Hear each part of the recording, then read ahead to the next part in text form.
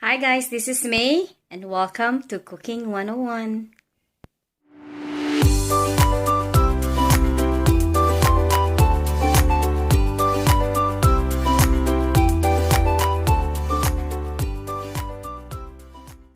Hi guys, it's May here. Welcome to my channel and welcome to Cooking 101. Today I'm going to show you how to make Pansit Malabon. So my ingredients for my Pansit Malabon for today, I have here some extra lean ground beef. I have my mushrooms here, snow peas, Chinese cabbage. We have some shrimps, regular size white onions, tomatoes, 4 cloves of garlic chopped, and of course we have the mamacita here. We're going to use mamacita to color the dish. This is only for coloring, you guys. And also over here in my bowl here, in my mortar, I save the skin of the shrimps, and then I put a little bit of water on it, and you start pounding it. This is where you get the flavor from the shrimp. And of course we're going to use the special Malabon cornstarch noodles. So let's start. The first thing we're going to do is we're going to remove the water from the lean ground beef. So I'm gonna put it there. For those of you that are new on my channel, whenever I cook ground beef or ground pork or ground chicken, I usually tend to cook them first by not putting any oil on the pan, but just, just the meat, and wait for a minute or two, because it usually extracts its own water, and those water, we don't need that one on our dish.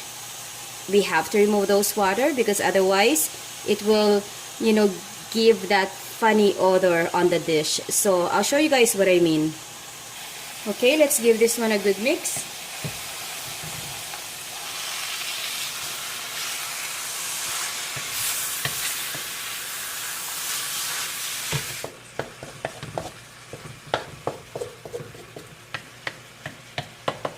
And let's cover them up.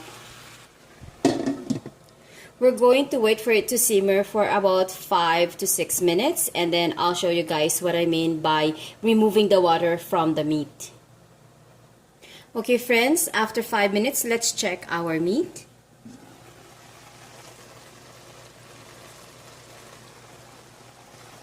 You guys see the water building up?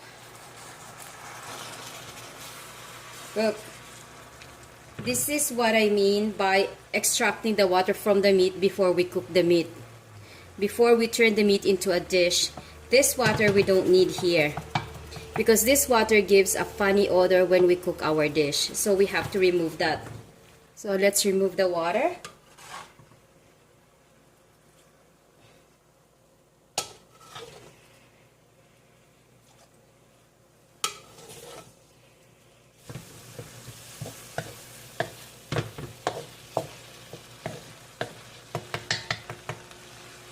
Okay, so let's cover this one back.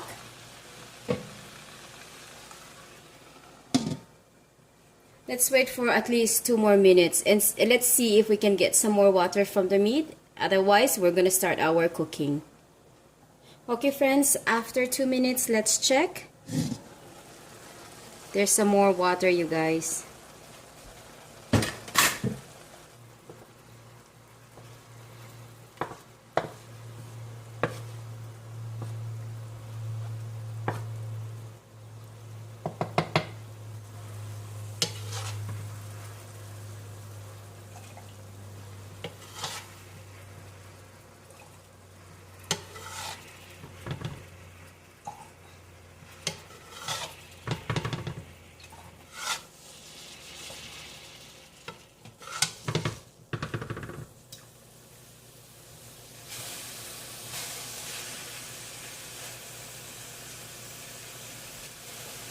And friends, this is how much water we got from the beef, and this is like about 1/3 cups. See, it's a lot too, you know. So now let's start cooking this meat. Okay friends, so let's cook our meat. Okay, let's give this one a good mix. Okay, let's put some oil. 3 to 4 tablespoons of cooking oil. We put our garlic.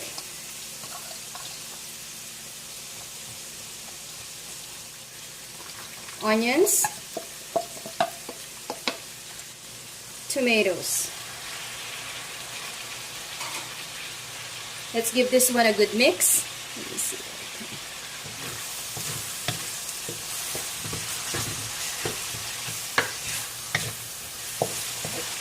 We're going to saute all of the ingredients, the garlic, the onions, and the tomatoes together with the meat.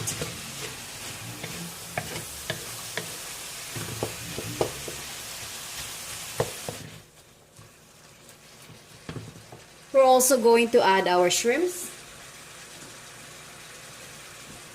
Friends, these are big shrimps. I don't know, it looks so small in the camera, but these are huge ones. So let's put this one here.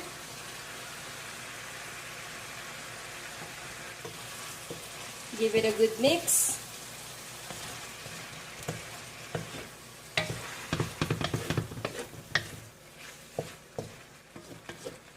This is our sauce for our Pansit Malabon.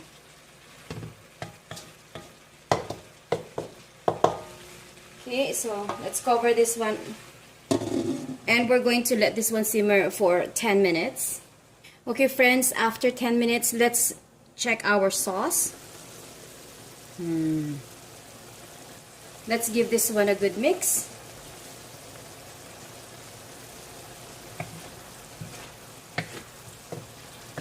Smells good, you guys.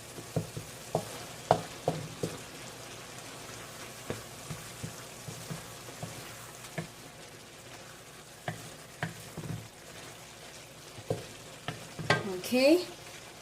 Now we're going to add 1 cup of water. Okay? Just 1 cup. There. We need some sauce from this because we're going to add the noodles after. And also we still have some veggies that we need to add.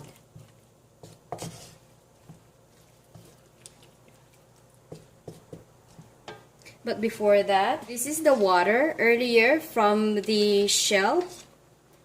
So I just added 1/2 teaspoon of flour. And this is what we're going to use to thicken the sauce a little bit. There. Let's give this one a good mix.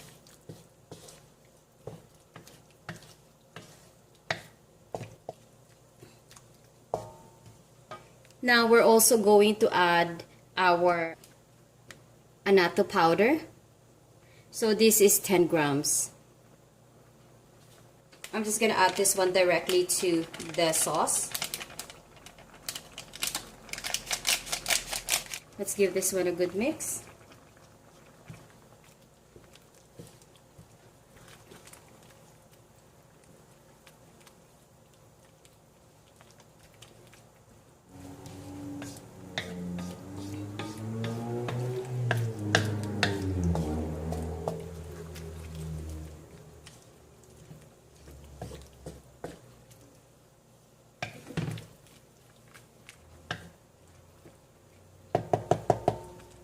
Okay.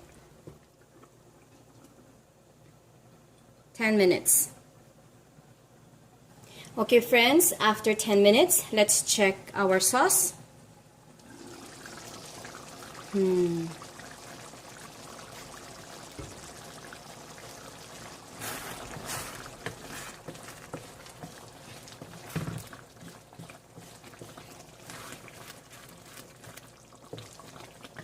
Before we add our vegetables, we're going to season our sauce. 1/2 teaspoon of salt. 1 tablespoon of the Knorr stock mix. 1 tablespoon. And some black pepper.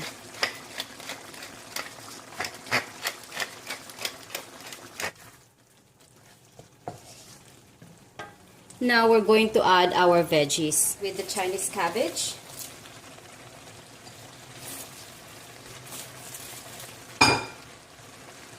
The white mushrooms. The snow peas.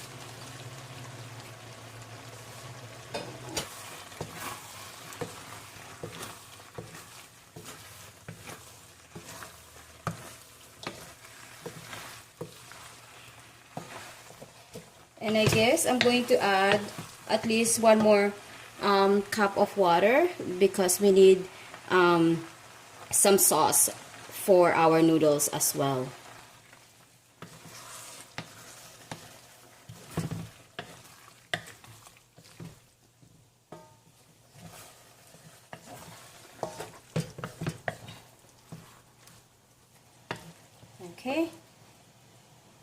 Okay, let's cover them up.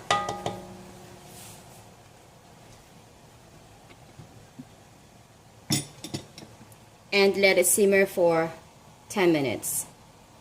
Okay friends, with my noodles, if you guys are going to use the same noodles that I did, you guys have to read the instructions on the back on how you prepare the noodles. But if you guys, again, if you guys are using the same noodles that I did, all I did with this noodle, I soaked this one for 10 minutes. Now I'm boiling some water. We're going to put this one in a boiling water and leave it there for like 8 to 10 minutes. And after that, we're going to mix this noodle to our sauce. So now my water is boiling. Let's add our noodles.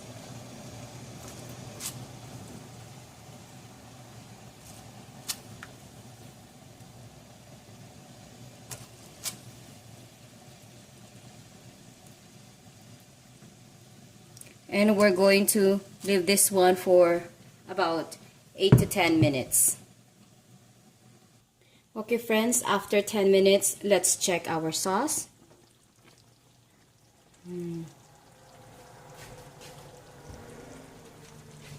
Let's give this one a good mix.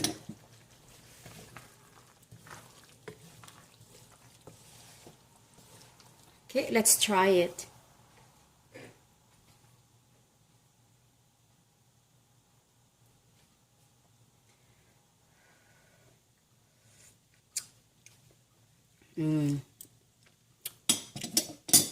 It's good, you guys. Okay, now we're going to add the noodles.